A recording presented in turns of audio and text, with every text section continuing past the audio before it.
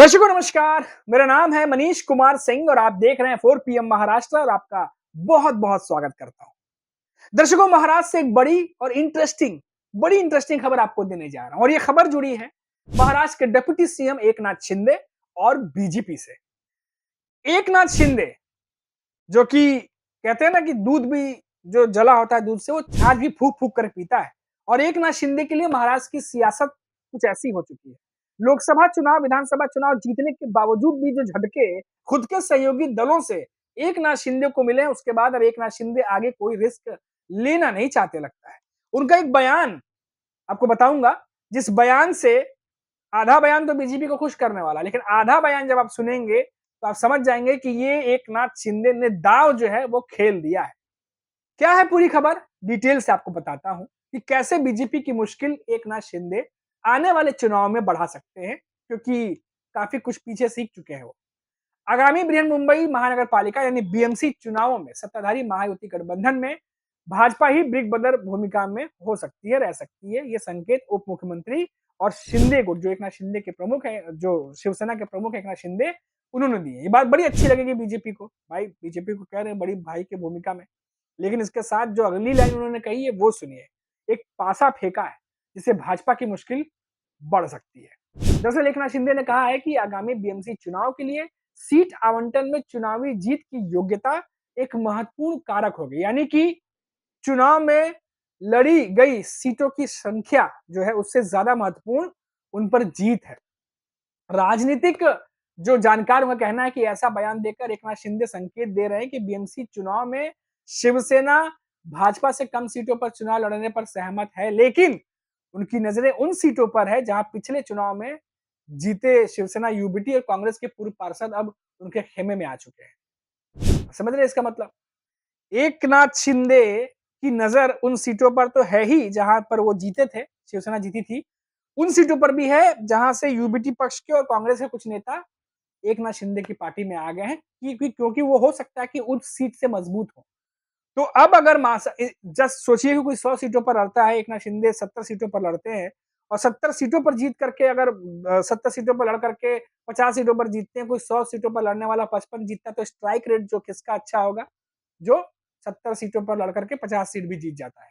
तो उनका इशारा उस तरफ है कि सीटों की संख्या पर नहीं, जीती हुई सीटों पर जो है वो महत्वपूर्ण होगा। अब सोचिए किस तरीके से एकनाथ शिंदे पहले से ही इनडायरेक्टली बीजेपी को क्या मैसेज दे रहे हैं। अब इसी के साथ सुनिए, शिवसेना के शाखा प्रमुखों को संबोधित करते हुए पिछले कुछ दिनों से एकनाथ शिंदे के ये बयान जो आए हैं, यहाँ भी महायुति की सामूहिक जीत अधिक महत्वपूर्ण है। उन्होंने कहा कि महायुति के सीट बंटवारे समझौते के दौरान शिवसेना को उचित सम्मान दिया जाएगा। महायुति में भारतीय जनता पार्टी, एकनाथ शिंदे की शिवसेना, अजित पवार की राष्ट्रवादी कांग्रेस पार्टी शामिल है। इन तीनों में जो शिवसेना है उनको इस बार ज्यादा महत्व दिया जाएगा, ये एकनाथ शिंदे अपने नेताओं को कहते नजर आए। क्योंकि इन चुनावों में हमेशा बीजेपी और एकनाथ शिंदे की शिवसेना कहिए या उद्धव ठाकरे की शिवसेना कहिए, शिवसेना का पलड़ा और बीजेपी का पलड़ा भारी रहा है, इसीलिए कहा जा रहा है और इसलिए एकनाथ शिंदे ज्यादा जोश में नजर आ रहे हैं। अब बता दें कि एकनाथ शिंदे ने लोकसभा चुनाव में भाजपा के बराबर सीटें और विधानसभा चुनाव में वो मुंबई में भाजपा से बस कुछ ही कम सीटें हासिल की। लिहाजा बीएमसी चुनाव में शिवसेना को कम सीटों पर सहमत होना उनकी मजबूरी होगी। जनवरी 2026 के अंत तक होने वाले बीएमसी चुनाव में भाजपा 125 से 80 सीटों पर चुनाव जो है वो लड़ते हुए नजर आ सकते हैं। ऐसा पॉसिबिलिटी है और भी ज्यादा सीटें हो सकती हैं। जबकि तीसरे सहयोगी एनसीपी को कम सीटें मिलने की उम्मीद है। वही बताया जा रहा है किसी तरह से अजीत पवार की एनसीपी बीएमसी चुनाव में अकेले भी उतर सकती है, एकला चलो की रणनीति भी अपना सकती है। अब आपको बता दें दोस्तों कि 2017 में जो लास्ट बीएमसी चुनाव हुआ था, 2017 की बात बता रहा हूँ आपको, क्योंकि उसके बाद 22-23 में होना था पर वो हो नहीं पाया। 2017 के बीएमसी चुनाव में भाजपा और शिवसेना दोनों ने अलग अलग 200 से ज्यादा सीटों पर चुनाव लड़ा था, जो कार्यकाल था 2022 में खत्म हो चुका है। अब इन 3 वर्षों में लगभग 55 पूर्व पार्षद जो पहले कांग्रेस या शिवसेना यूबीटी से जुड़े थे, वो शिंदे की अगुवाई वाली शिवसेना में शामिल हो चुके हैं। इसीलिए भी शिंदे बीएमसी चुनाव में महायुति की जीत के प्रति आश्वस्त दिख रहे हैं। शिंदे ने कहा कि आगामी चुनावों के बाद महायुति की मुंबई में अपना महापौर बनाएगी, इसलिए सीटों का बंटवारा जीतने की योग्यता के आधार पर तय हो। दरअसल शिंदे इन 55 पार्षदों के आधार पर बीजेपी पर एक तरह से दबाव बनाने की कोशिश कर रहे हैं, क्योंकि एकनाथ शिंदे जानते हैं कि बीजेपी पर दबाव बनाने में अगर वो कामयाब हो गए तो एकनाथ शिंदे फिर से अपनी इमेज को महाराष्ट्र में बड़ा कर सकते हैं, जैसे कि सीएम बनने के बाद उन्होंने किया था। हालाँकि विधानसभा चुनाव के बाद बीजेपी ने जिस तरीके से पूरा खेल किया है और जिस तरीके से बीजेपी की पार्टी के नेताओं को मुख्य पद देना, बीजेपी के नेताओं को सेंटर में रखना, सारे बड़े फैसले आपको पता ही है देवेंद्र फडणवीस कर रहे हैं। उस बात से अजीत पवार, एकनाथ शिंदे वाकिफ तो हैं। एकनाथ शिंदे क्या कह रहे हैं ये सुनना इसलिए भी ज़रूरी है दोस्तों, क्योंकि उनकी एक-एक लाइन, एक-एक शब्द जो है, वो आने वाले चुनाव को लेकर के जो स्ट्रैटेजी है, जो रणनीति है, उसकी ओर इशारा कर रही है। शिंदे आगे कहते हैं कि ये महत्वपूर्ण नहीं है कि किससे कितनी सीटें मिलती हैं, महत्वपूर्ण बात ये है कि चुनावी योग्यता, जो सीटें तय करने की महत्वपूर्ण भूमिका होगी, क्योंकि जो जीतने लायक है, उसे कितनी सीटें मिलती है, जिसके जीतने की संभावना ज़्यादा है, उसे कितनी मिलती है। अब आप कहेंगे कि ये बातें क्यों निकल कर आ रही हैं?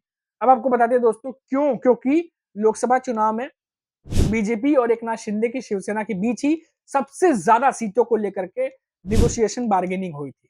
उस दौरान भी एकनाथ शिंदे को पीछे हटना पड़ा था।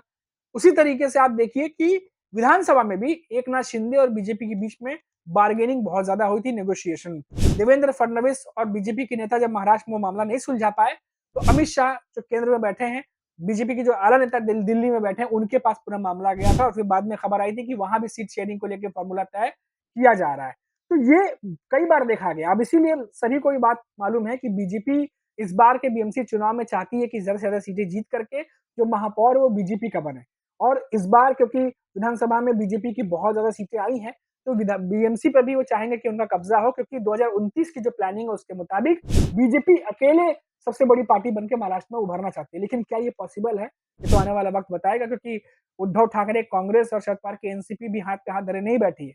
वो भी हर बार कोई ना कोई नई रणनीति तैयार करते रहते हैं और इस बार के बीएमसी चुनाव में भी उसी तरीके की रणनीति तैयार की जा रही है। मैं पहले भी बता चुका हूं कि उद्धव ठाकरे की बैठक की खबरें लगातार आ रही हैं, लगातार बैठक कर रहे हैं अपने शाखा प्रमुखों के साथ, और खास तौर से जो शाखा प्रमुख हैं और जो नगर सेवक हैं उनके साथ में बैठकें चल रही हैं। शरद पवार ने पत्ते नहीं खोले हैं, मैंने पहले भी कहा। कांग्रेस ने अभी तक अपने पत्ते नहीं खोले हैं।